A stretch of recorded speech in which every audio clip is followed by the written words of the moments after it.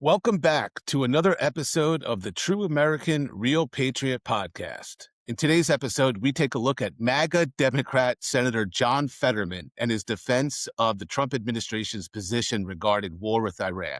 Before we jump in, if you're enjoying the podcast, please like, comment, and subscribe. As a new show, we're trying to reach 100 followers by the end of the month, and every bit of support really helps. All right, let's get started. Wednesday evening, Senator Fetterman appeared on CNN with host Caitlin Collins to discuss the Trump administration's posture towards Iran.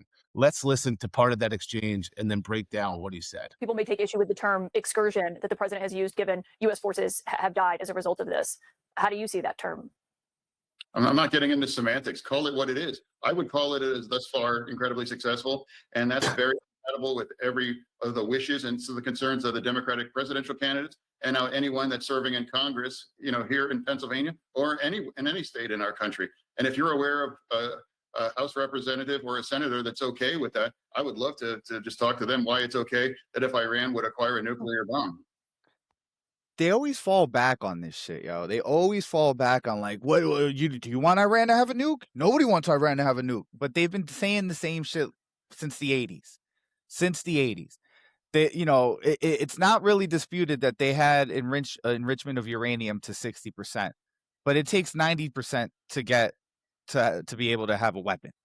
So like they weren't really that close. And like supposedly like the last little bit is the hardest part of the enrichment process.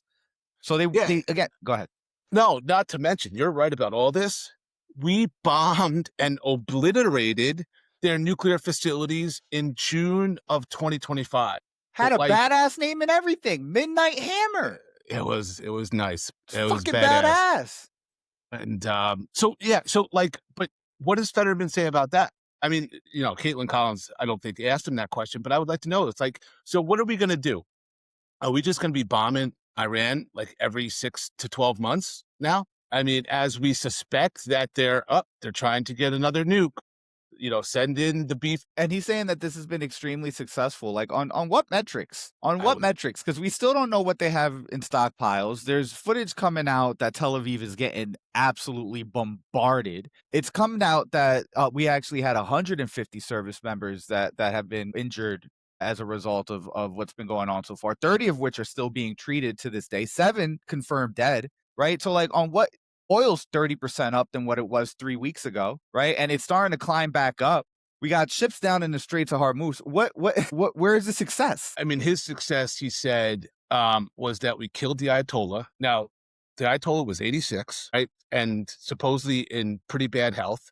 And then 2, his son is now the new supreme leader, and his son, by all accounts, is worse than the father. And the son is what, like 30, 40 years younger?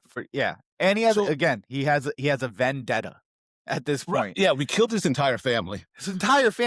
And it's just like, you're right. Like, what success can we point to? Well, so Caitlin asked him a question. She says, what do you think it would take to get to a point where we could call it a victory? So let's see. This is important. This is.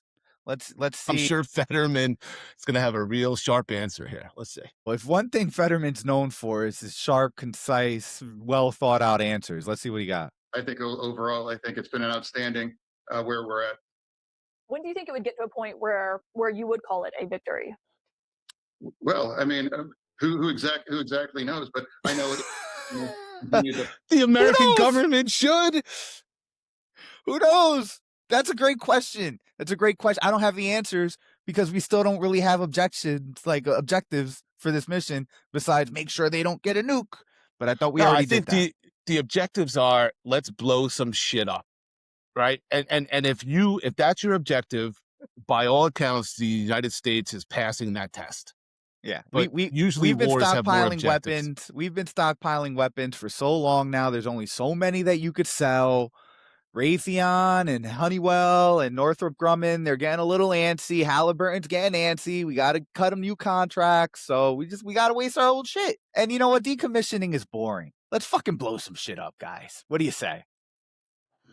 Yeah, I just don't know. I mean, I know what you're going to say, but like Fetterman, when he came into Congress, there was so much hope for him. And, then he had some medical issues. And now there's not much hope for Fetterman from the progressive side. This guy's up for re-election in 2028. I mean, someone has to primary this fuck. The thing is, he represents a purple state, and there is an appetite. You know what? Like, Fetterman might not be as stupid as he puts on, because Pennsylvania is such a weird state, and you have a bunch of like centrist moderates. You have a bunch of crazy right wingers. You have homesteaders, right? Like, you have a lot of different shit in Pennsylvania. He might not fare as bad, but since his stroke, there's just been a clear shift in his demeanor and who he is and his beliefs. I seen this one tweet, and it came from a conservative account, and I don't think they were being ironic when they said, isn't it crazy that a crazy leftist like Fetterman had to have a stroke before he had some sense knocked into him? It's like, no, dumbass, that's fucking brain damage. That's brain damage. You're applauding brain damage to get to the right way of thinking. It tracks with the MAGA movement, but fucking idiots. Let's finish watching this. To pound Lebanon and well as Iran now too. As now we can't forget exactly what's accomplished. They were able to eliminate most of the leadership and actually effectively destroy their military apparatus. And the only thing that they've ever been to do is fire off a couple random drones and do the thing. They've been unable to impact about either the Israeli society or their military or ours here. Tell that to the people in Tel Aviv right now. They're just all right, go ahead. No, I'm going to say the same thing you are. Sorry. It's either a lie or he's flat out just ignorant of what's happening on the ground. Again, 7 Americans are dead. The Strait of Hormuz is effectively closed. And Tel Aviv is getting pounded by Iranian drones and missiles today. Right. And he's on CNN. This is Wednesday night. Society's not impacted, not one bit. Don't you guys worry. If you're seeing anything else, it's fake news, it's AI, or he might just be playing dumb, or just expects that the American people by and large are dumber and just going to go with it. There's a lot of possibilities here. He's playing ignorant, though. I think that's a big part of it. Let's ask, like, what's your red line, and how do you feel about troops on the ground? Not true. And now I think my hard red line, boots on the ground. That's when I would get concerned if they start to talk about boots on the ground. And now I think even Secretary Hegseth has even said, no nation building, no nation building. No one wants to be a part of that. I'm glad that Hegseth said that. I really am. That makes me feel great. Is he commander-in-chief? What about the commander-in-chief? Thank you. Mr. President, you've said the war is, quote, very complete, but your defense secretary says this is just the beginning. So which is it, and how long should Americans be prepared? Well, I think you could say it both. For? The beginning, it's the beginning of building a new country.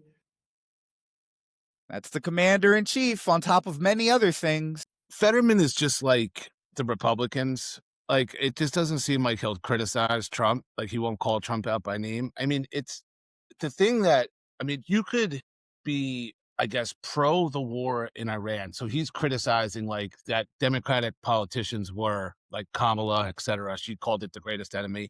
The thing is, there's no objectives to this fight. That's what everyone's pushing back on. Like, what are we doing there? Like, we're just bombing and there's just no strategic objectives. We have no way to ensure that the Strait of Hormuz is open and is not under attack.